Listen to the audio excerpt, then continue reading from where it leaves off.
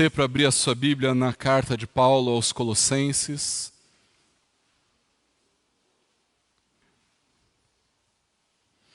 No primeiro capítulo, Colossenses capítulo de número 1. Quero ler com os irmãos do versículo 24 ao versículo de número 29. Colossenses 1, primeiro capítulo da carta de Paulo aos Colossenses, do versículo 24 ao versículo de número 29, a palavra do Senhor diz assim: Agora me regozijo nos meus sofrimentos por vós, e preencho o que resta das aflições de Cristo na minha carne, a favor do seu corpo, que é a igreja, da qual me tornei ministro de acordo com a dispensação da parte de Deus que me foi confiada a vosso favor, para dar pleno cumprimento à palavra de Deus. O mistério que estivera oculto dos séculos e das gerações, agora, todavia, se manifestou aos seus santos, aos quais Deus quis dar a conhecer qual seja a riqueza da glória deste mistério entre os gentios, isto é, Cristo em vós, a esperança da glória, o qual nós anunciamos, advertindo a todo homem, ensinando a todo homem em toda a sabedoria, a fim de que apresentemos todo homem perfeito em Cristo. Para isso é que eu também me afadigo, esforçando-me o mais possível, segundo a sua eficácia, que opera eficientemente em mim. Vamos orar, queridos? Deus, em nome de Jesus, muito obrigado pela tua palavra. Obrigado, Deus, porque um dia o Senhor separou o apóstolo Paulo para escrever a tua palavra e inspirou o seu entendimento mediante revelação do Espírito Santo de Deus para que ele escrevesse a tua palavra. E o nosso clamor, Deus, é para que o Senhor, neste momento em que nós meditamos na tua palavra, que o Senhor fale ao nosso coração, que nós sejamos impactados pela verdade do Senhor revelada nesse texto. Age nas nossas vidas, Deus, tem misericórdia de nós, porque nós precisamos do Senhor. É isso que nós te pedimos em nome e para a glória do Senhor Jesus. Amém. Em algum momento da sua vida, você já se sentiu completamente incapacitado? Você olhou para as circunstâncias à sua volta e se sentiu completamente incapaz? Se você nunca se sentiu assim, então você deve ter assim uns 2 meses de vida, porque você ainda não tem consciência do que é a vida ainda. Mas se você já viveu um pouquinho, eu tenho certeza que em algum momento da sua vida você chegou diante de alguma circunstância, diante de alguma situação e falou assim: eu não dou conta. Eu não consigo. Alguns momentos da nossa vida, queridos, nós somos tomados por esse sentimento. Um sentimento de incapacidade completa. Seja por conta de uma enfermidade que nos acometeu, ou então por não possuirmos os recursos suficientes para resolver o problema, ou então, quem sabe, por passar por um momento, um período de intenso sofrimento. Talvez essa seja uma das piores sensações da vida, irmãos. Você consegue identificar o problema, você sabe qual é o problema, mas você também sabe que não consegue resolver este problema. E em situações como essas, queridos, a melhor coisa que pode acontecer é a gente encontrar alguém que possa nos ajudar a resolver esse problema, ou quem sabe resolver o problema que nós não daríamos conta. O texto que nós lemos, queridos, nos fala sobre isso.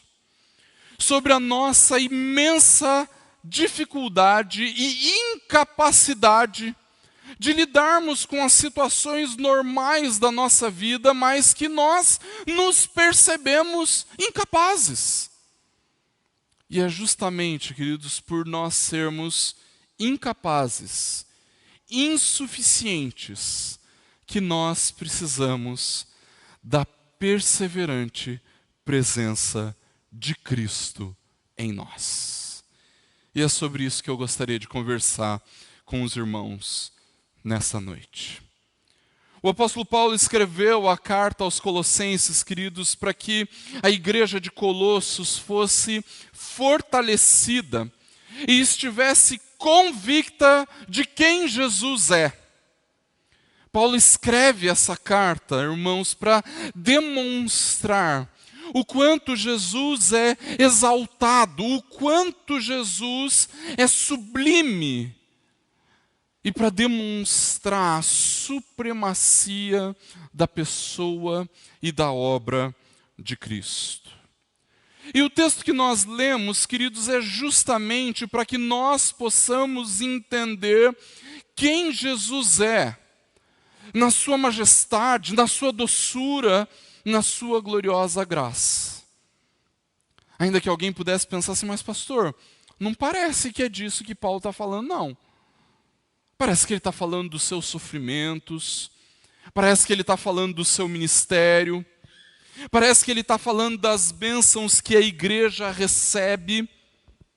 Como pode ser que Paulo estivesse exaltando a pessoa e a obra de Cristo nesse texto? Queridos, Paulo exalta a pessoa e a obra de Cristo, irmãos, quando ele estabelece que é Jesus quem está por trás, por dentro, por cima, no centro de todas essas coisas.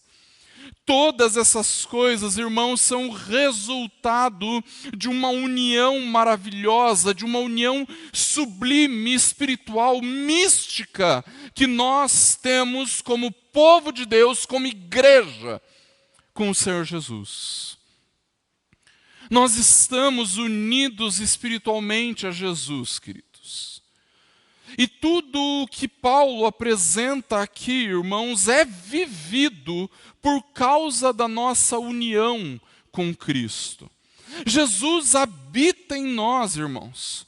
Quando nós dizemos que Cristo está presente e que a presença de Cristo é perseverante, queridos, nós não estamos falando de uma realidade que é simbólica.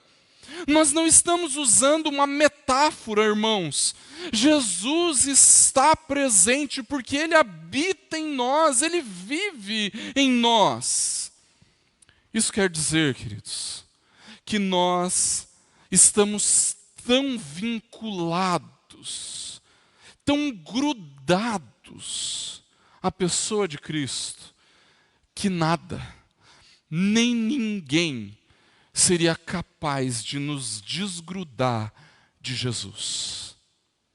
No momento em que nós cremos em Jesus como Senhor e Salvador de nossas vidas, o Espírito Santo, o Espírito de Cristo vem habitar em nós. E é por isso que Paulo está exaltando a sublimidade de Cristo nesse texto, irmãos.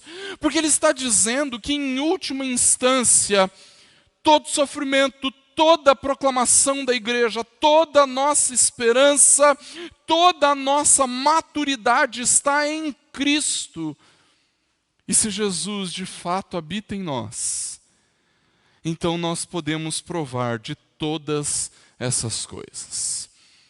Se você já se sentiu incapaz diante das dificuldades da vida cristã, então aprenda a desfrutar da poderosa presença de Jesus na sua vida. Se você já se sentiu incapaz em meio a um intenso sofrimento, então saiba que, em primeiro lugar, a presença de Cristo, de fato, nos fortalece em meio ao sofrimento. Dá uma olhadinha no que o apóstolo Paulo fala no versículo de número 24. Ele fala assim: agora, me regozijo, eu me alegro nos meus sofrimentos por vós. Queridos, sejamos honestos. Não parece um pouco forçado ouvir alguém dizer que se alegra, que se regozija em seus sofrimentos? Não parece que Paulo está exagerando, irmãos? Afinal, é possível se alegrar em meio aos sofrimentos? A Bíblia nos diz que sim. No entanto, queridos, nós precisamos perceber qual é o motivo pelo qual Paulo está sofrendo aqui. O sofrimento de Paulo tinha um motivo muito significativo, irmãos.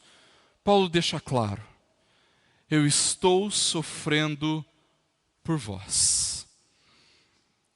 Preencho o que resta das aflições de Cristo na minha carne a favor do seu corpo, que é a igreja. Muito provavelmente o motivo pelo qual nós não conseguimos nos alegrar em meio aos sofrimentos, queridos, é porque nós não temos sofrido pelos motivos certos, irmãos. Como assim, pastor? Existe um motivo certo para sofrer? Irmãos, quais são os motivos pelos quais nós sofremos normalmente? Nós sofremos pelas enfermidades, ou pelas nossas enfermidades, ou pela enfermidade de nossos familiares e amigos. Nós sofremos por causa dos relacionamentos que nós temos, relacionamentos que foram rompidos ou relacionamentos que passam por problemas. Nós sofremos por causa do desemprego, não é verdade? Alguns às vezes passam por um longo período de desemprego. Nós sofremos por causa das dificuldades financeiras, não é verdade? Mas, queridos, será que aqueles que não creem em Jesus não sofrem com todas essas coisas também?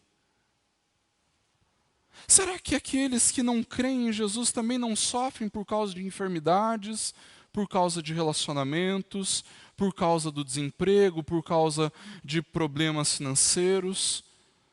É claro que sofrem. E estes são sofrimentos, não são sofrimentos menores. Não são sofrimentos menos intensos, queridos. São sofrimentos terríveis, terríveis. No entanto, queridos, esses não são os sofrimentos que o apóstolo Paulo está relatando aqui nesse momento. O sofrimento que Paulo relata nesse texto, irmãos, é o sofrimento que todos nós deveríamos experimentar. E se nós não estamos sofrendo com isso, queridos, então nós precisamos sofrer. Nós devemos sofrer. Queridos, Paulo sofre por causa da igreja. Paulo está sofrendo em favor da igreja. Paulo sofre por causa do dono da igreja. Paulo sofre por causa daqueles que precisam ser alcançados pela igreja. Ele sofre porque ele ama aqueles que já são igreja. Queridos, preste muita atenção. O texto não está dizendo que o sacrifício de Cristo não foi suficiente, que por conta disso Paulo ou qualquer outra pessoa precisa sofrer para completar o sacrifício de Cristo. Não é isso que ele está dizendo. O que Paulo está nos dizendo, irmãos, é que mesmo que o sofrimento de Cristo na cruz esteja terminado, Jesus ainda sente o sofrimento do seu corpo, que é a igreja. Jesus sente o sofrimento da igreja quando ela permanece firme na fé, mesmo diante das oposições. Jesus sente o sofrimento da igreja quando a igreja se dispõe a proclamar o evangelho. Jesus sente o sofrimento da igreja quando a igreja se dispõe a viver de modo digno do evangelho. Se Jesus ainda estivesse no mundo, ele ainda estaria suportando estes sofrimentos. Mas como sou eu que estou aqui, como é você que está aqui, então Jesus sofre comigo, Jesus sofre com você. Como é você que está aqui, então Jesus está sofrendo com você. Cristo habita em nós, queridos, e por isso Ele sofre conosco quando nós sofremos por aqueles que ainda precisam ser alcançados pelo Evangelho. Cristo habita em nós e Ele sofre conosco quando nós sofremos em favor daqueles que já são parte da igreja. E é por isso, queridos, que é possível se alegrar no sofrimento. Paulo não se alegrava por causa dos sofrimentos, mas mesmo em meio ao sofrimento, ele podia se regozijar, ele podia se alegrar. Eu não estou dizendo que Jesus não está conosco quando nós enfrentamos os nossos mais variados sofrimentos da vida, queridos. É evidente que Jesus está. Jesus está conosco quando nós passamos pelas enfermidades, pelas lutas, pelos lutos, pelas dores. É evidente que Ele nos fortalece quando nós passamos por todas essas coisas. Mas não é disso que esse texto especificamente está dizendo, queridos. Esse texto nos diz que quando nós sofremos pela igreja, nós podemos nos alegrar, porque Jesus sofre conosco. E eu preciso aplicar isso de uma forma um pouco mais direta, de uma forma um pouco mais específica, esse ponto, irmãos. Isso porque a igreja do século XXI tem estado tão desacostumada com essa realidade, completamente desacostumada com essa realidade. Queridos, o apóstolo Paulo sofria intensamente por causa da igreja. Ele foi insultado, ele foi açoitado. E nós, muitas vezes, achamos ruim acordar mais cedo para participar da escola bíblica. E olha que a forma como nós temos feito a nossa escola bíblica proporciona que você não precisa nem levantar da cama para participar. E mesmo assim, muitos irmãos dizem que não é atrativo o suficiente. Paulo foi preso e foi perseguido por causa do Evangelho. E nós muitas vezes nos recusamos a abençoar através dos nossos dízimos e ofertas. E eu louvo a Deus porque muitos irmãos têm se mostrado muito dedicados no sustento da igreja. Mas infelizmente muitos outros entendem que não tem nada a ver com isso. Paulo teve a sua vida ameaçada de morte, literalmente morreu por causa da igreja. Mas nós, muitas vezes, nós não nos dispomos nem para ir à casa de algum irmão para orar e ler a Bíblia com ele. Sem falar sobre aqueles que não creem. Paulo se dispôs a atravessar mar e terra para anunciar o Evangelho. Mas nós temos vergonha de atravessar a rua para convidar um vizinho para vir para a igreja. Se nós não conseguimos fazer nem isso, queridos, quem dirá sofrer por causa da igreja? Irmãos, está na hora de nós fazermos o nosso sofrimento valer a pena. O sofrimento é inevitável. É inevitável. Todos nós sofremos com as lutas da vida. Mas se o sofrimento é inevitável, queridos, então, será que não está na hora de nós sofrermos por algo que realmente vale a pena? A perseverante presença de Cristo nos fortalece em meio aos sofrimentos. Em segundo lugar, queridos, por acaso você já se sentiu incapaz para proclamar o Evangelho a alguém? Sim. Então saiba que é a presença de Cristo que nos move à proclamação do Evangelho. Quantas vezes, como pastor, eu já ouvi isso: pastor, eu queria evangelizar o meu vizinho, mas eu não sei o que falar. Eu me sinto incapaz para pregar o Evangelho. Pastor Patrick está aqui do meu lado, ele está quase rindo, porque ele já deve ter ouvido isso 1 milhão de vezes. Eu já ouvi isso muitas vezes, queridos. Se você se sente incapaz para proclamar o Evangelho a alguém, Então lembre-se, a presença de Cristo nos move à proclamação do Evangelho. O que movia o ministério de evangelização de Paulo, queridos, era a presença de Cristo. É por isso que ele diz no início do versículo 25 que se tornou ministro de acordo com a dispensação da parte de Deus.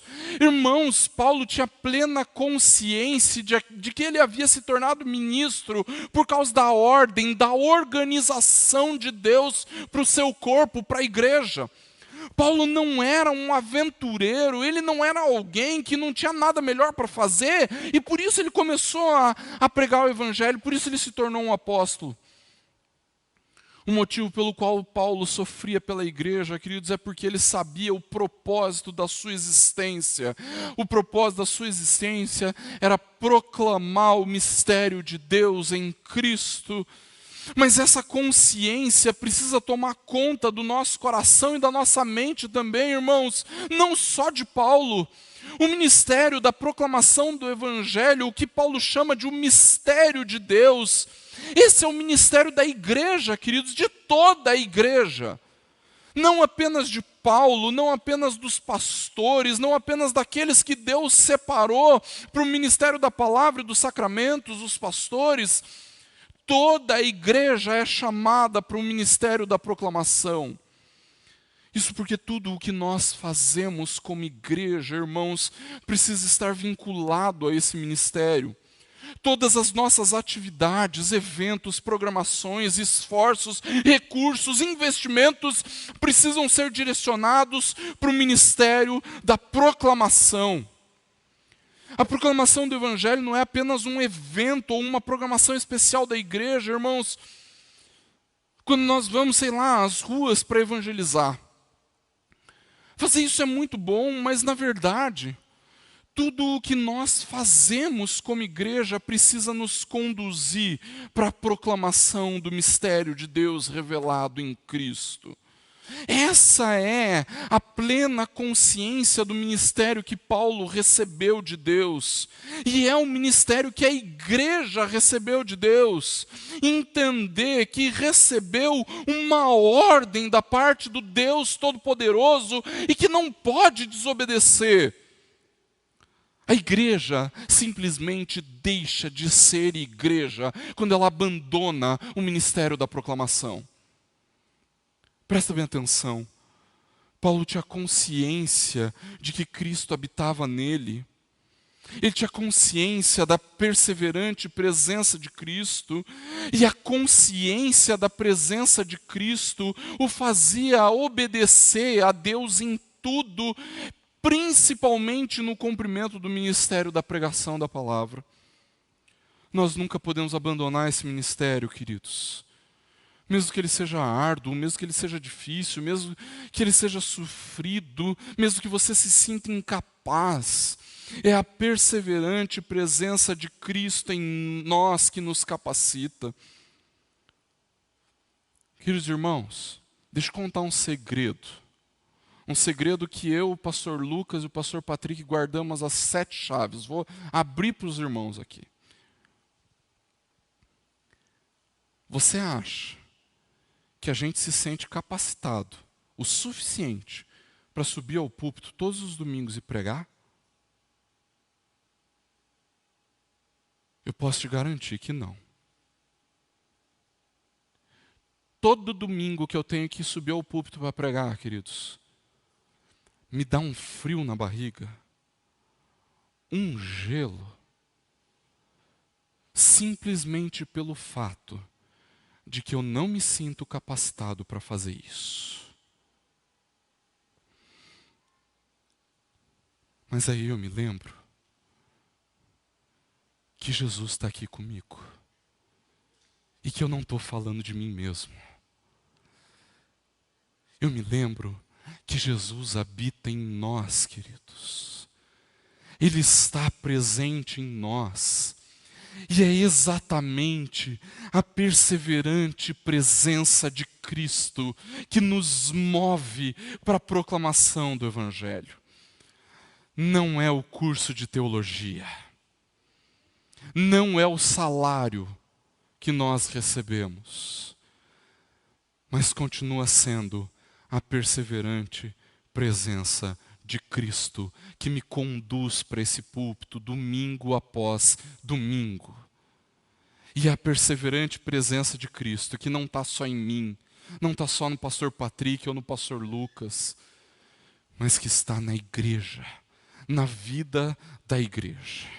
Em terceiro lugar, você já se sentiu incapaz ao pensar na vida após a morte? Sim? Então, esteja convicto que a presença de Cristo nos faz esperar a glória prometida. Se você alguma vez já olhou e já pensou na sua morte, e você se sentiu completamente incapaz a respeito disso, incapaz de lidar a respeito disso, em terceiro lugar, a presença de Cristo nos faz esperar a glória prometida.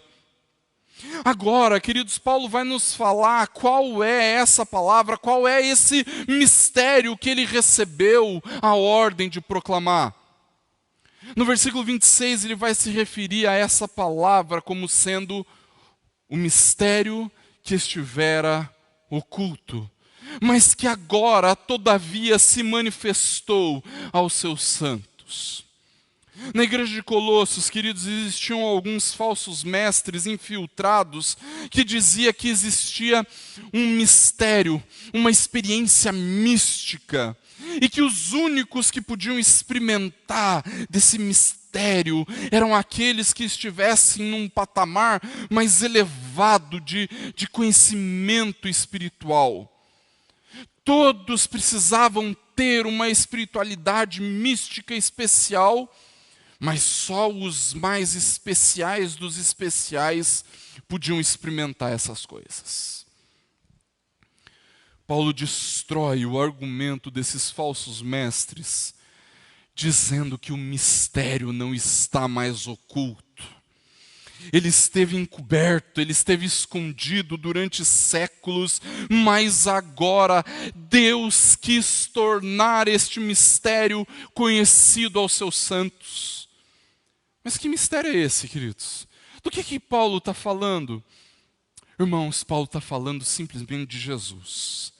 Ele está falando de Cristo, que durante séculos esteve oculto na lei do Antigo Testamento, oculto nos sacrifícios, oculto no tabernáculo e no templo, oculto na mensagem dos profetas. No entanto, agora, Cristo se manifestou aos seus santos, Jesus se tornou visível, ele se tornou compreensível aos seus santos, e mais do que isso, antes no Antigo Testamento, a possibilidade de conhecer o Messias estava muito restrita aos judeus. Mas a partir do Novo Testamento, a partir da nova aliança, Deus quis fazer com que o conhecimento desse mistério se prolongasse até os confins da terra com os gentios, os não-judeus, para que eles também conhecessem a riqueza da glória desse mistério. E esse é o mistério revelado em Cristo. Em Jesus, nós temos acesso à salvação. É por isso que no final do versículo 27, Paulo diz: Cristo em vós, a esperança da glória. Cristo habita em nós, queridos, e essa é a riqueza da glória desse mistério. É porque Jesus habita em nós que a nossa salvação, que a glória está garantida. Nós só temos certeza que nós seremos salvos, queridos. Nós só temos certeza que nós vamos experimentar a riqueza da glória, porque a nossa esperança não está na nossa religiosidade. Porque a nossa esperança não está na forma como nós levamos a vida. A nossa esperança não está nos nossos acertos ou sequer nos nossos erros. A nossa esperança não está baseada nas nossas capacidades, ou na nossa inteligência, ou na força do nosso braço. A nossa esperança não está baseada nem na nossa capacidade de proclamar o Evangelho. Nada é melhor para um crente do que nos sentirmos incapazes com relação à vida após a morte, irmãos. porque nós somos incapazes mesmos. Não existe nenhuma esperança nas nossas virtudes, não existe nenhuma esperança nos nossos méritos, na nossa eficiência. A nossa esperança está no fato de que Cristo habita em nós. Aleluia. Essa é a esperança de que nós seremos glorificados, queridos. É por isso que nós podemos ter certeza da salvação, porque Cristo habita em nós. Ele é a esperança da glória. Ainda que o medo da morte nos assalte, irmãos, a presença de Cristo em nós é a nossa esperança da glória. Eu confessei alguns domingos, alguns meses atrás, num texto do boletim. E como eu sei que muita gente não leu o boletim, você nem sabe disso. Eu confessei que eu morro de medo da morte. Não do que vai vir depois da morte. Da experiência da morte. Eu não sei, será que eu vou sentir dor? Eu morro de medo de morrer afogado. E ainda mais eu que não sei nadar, gente, morro de medo de morrer afogado. Mas eu não tenho medo do que vai acontecer depois. Eu não tenho medo do que vai acontecer depois. Porque a esperança da glória não sou eu. Não são as minhas virtudes. Não é a minha super capacidade. Não é a minha super religiosidade, espiritualidade. Cristo em vós, a esperança da glória. Prega isso para o seu coração. Prega isso para a sua mente.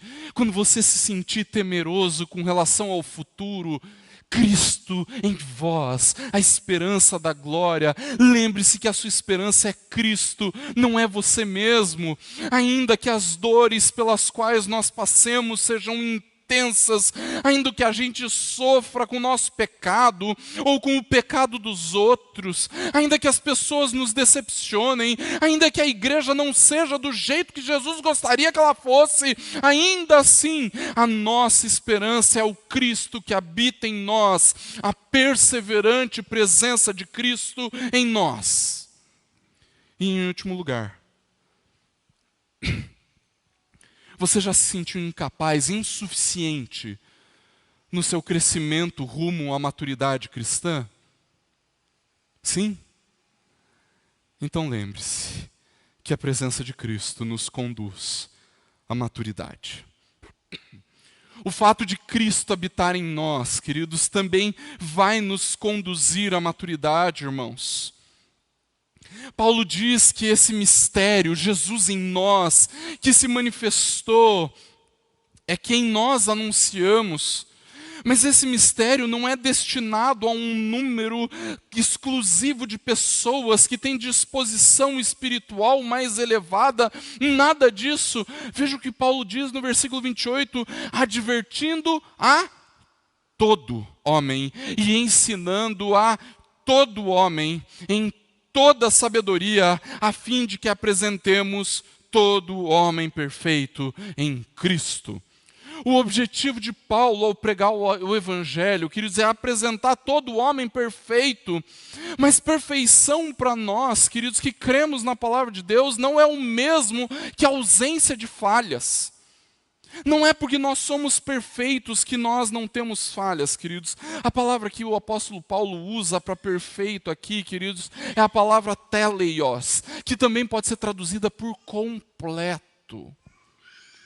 Teleios era a palavra que os gregos utilizavam para dizer que algo havia cumprido o seu propósito.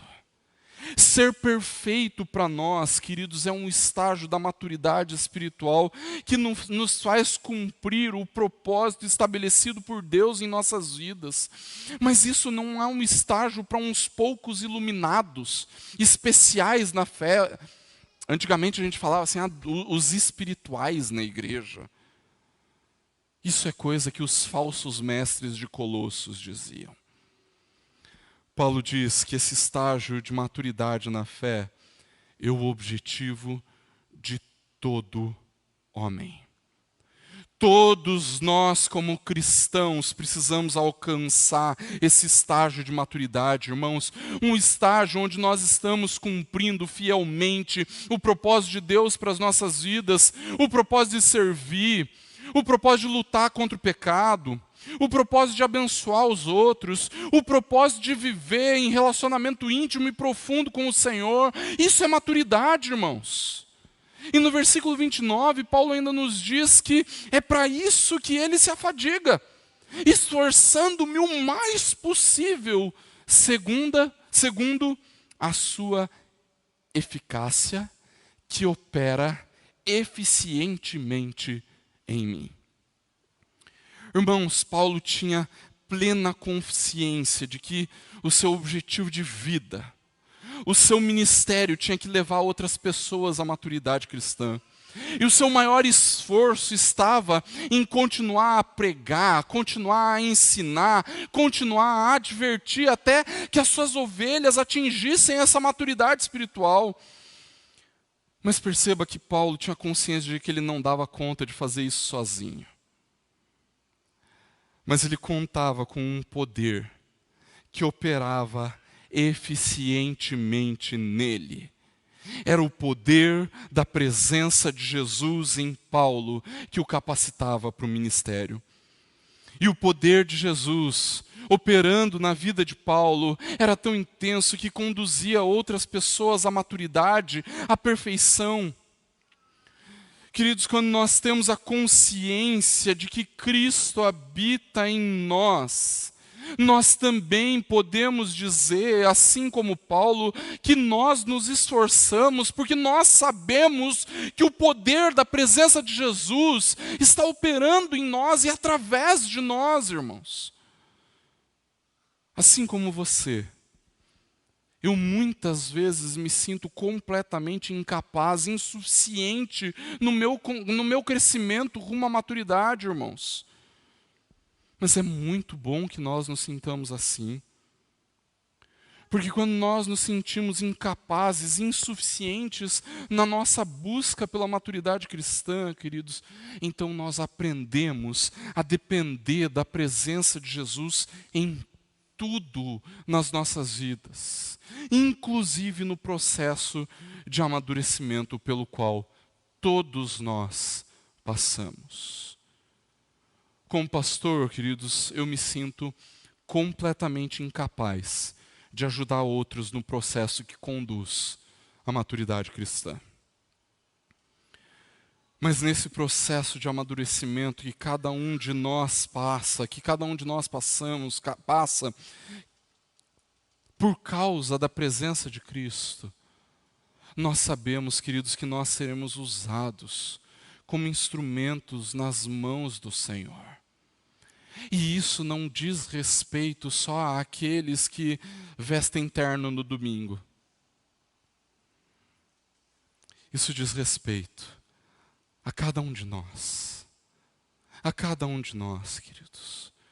Todos nós, no corpo de Cristo que é a igreja, somos capacitados por causa da presença de Cristo em nós, para que como instrumentos nas mãos de Jesus, nós possamos edificar uns aos outros.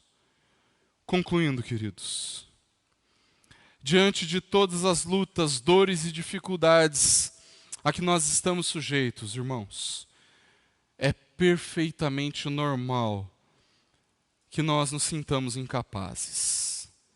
Se você for honesto consigo mesmo, você vai perceber o quanto a vida pode ser difícil e o quanto nós nos sentimos despreparados para lidar com as lutas da vida. No entanto, queridos, nós precisamos manter a firme convicção de que Cristo habita em nós e é por causa da sua perseverante presença que nós podemos ser fortalecidos em meio aos sofrimentos, irmãos. Nós sabemos que o nosso sofrimento vale a pena, porque nós sabemos que Jesus passa conosco pelo sofrimento. Por causa da presença de Jesus em nós, irmãos, nós podemos nos mover à proclamação do Evangelho, Nós não precisamos nos sentir intimidados pela grande responsabilidade da missão.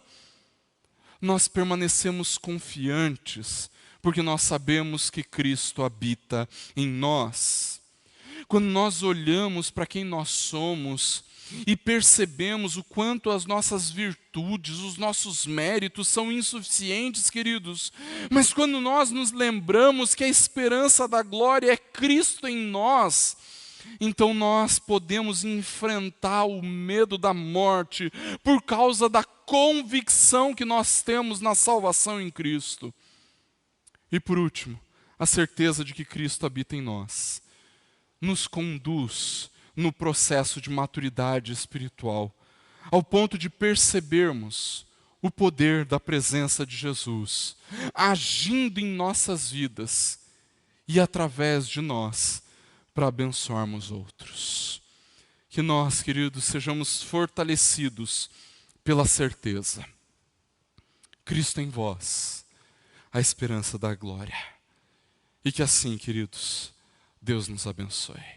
Feche seus olhos, abaixe sua cabeça, nós vamos orar.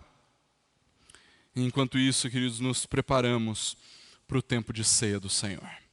Deus, em nome de Jesus, nós te louvamos pela tua palavra, louvamos o Senhor, porque sabemos, porque a tua palavra nos garante que Cristo habita em nós. Te louvamos por causa dessa presença, ó Deus, essa presença santa, doce, maravilhosa.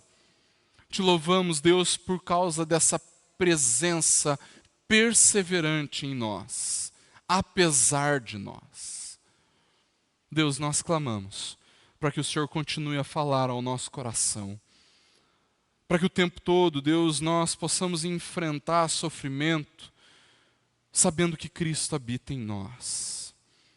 Que o tempo todo nós possamos nos mover à proclamação do Evangelho, na certeza, confiantes de que Cristo habita em nós. Que nós possamos enfrentar o medo da morte, na confiança de que Cristo habita em nós. E que nós possamos ser conduzidos à maturidade cristã, pela certeza de que Cristo habita em nós. Ministra nas nossas vidas, fala o nosso coração, é o que nós te pedimos em nome e para a glória do Senhor. Amém.